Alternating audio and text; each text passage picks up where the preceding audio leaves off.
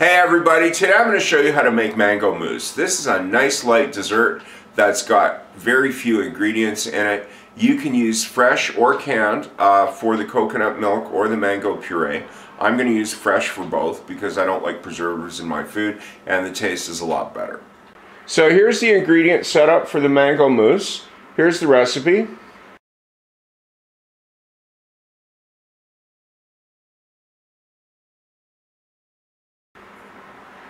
I've had the mango puree and the coconut milk chilling in the fridge.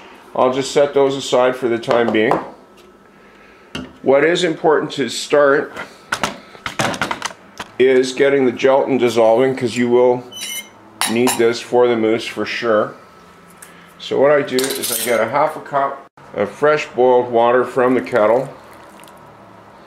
Now, if you don't have bulk gelatin, you can use 2 packets or whatever vegetarian equivalent is to 2 packets of gelatin. What's important is you get in there with your spoon when the mixture is really hot, because even though you sprinkle it, it will still clump to a degree, and you want to get all the clumps out before it hits the main mixing bowl, because if you don't, it's going to be very difficult to get out after. So once you got all the lumps out of the gelatin there, just set that aside and juice your lime. Now, as a dessert, you can adjust the proportions of these. I find the taste is best when it's slightly tart, which is why I put the whole lime in. If you want just a bit, you could put half a lime or just a couple of teaspoons of lime juice in it. And also the same, I put 2 tablespoons of honey. If you don't find that sweet enough, put more. If it's too sweet, just leave it out, because the mangoes are quite sweet. So once the lime is juiced, get your large mixing bowl, add the mango puree, add the coconut milk, lime juice, honey,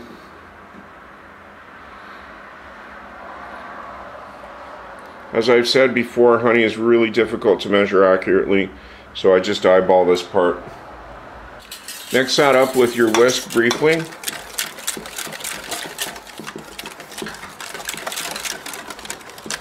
Once that's mixed in,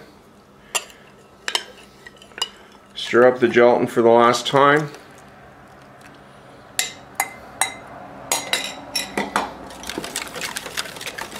Stir that up.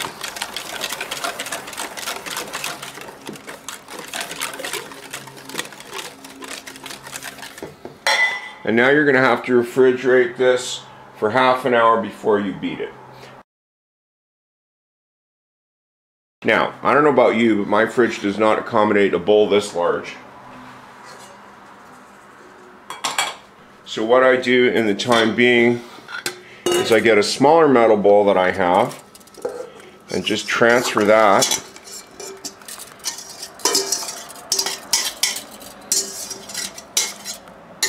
So that chills up quickly. For this dessert, I always find it the best to use stainless steel because the heat transfer is nice for that. So I'm just going to pop this in the fridge for half an hour, clean my other bowl again, and I'll see you in a bit. It's chilled for about a half an hour here, and as you can see, it's got the consistency sort of of beaten eggs. So I'm going to transfer it back in here.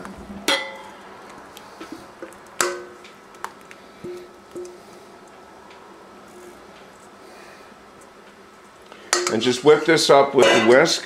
You can use a hand mixer, you can use food processor, whatever you want for this part. This is just to get some air into it before it gets so cold that you can't beat it any longer. And then what I'll do is I'll put it in a container to set overnight in the fridge.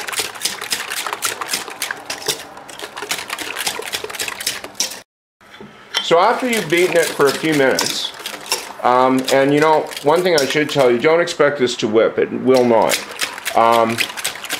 But when you look at it and you can see there's lots and lots of frothy air bubbles in it, it's achieved a mousse consistency, which is all you actually need. Now there's two ways you can do it. You can either put it in a big bowl. What I like to do is, for presentation, just get a ladle and a serving glass. I haven't got super fancy serving glasses.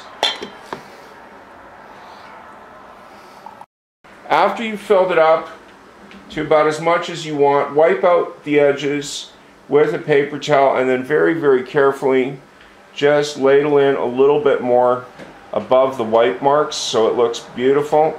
You can leave a little headroom on this to put in some whipped cream or anything you want as a garnish on top.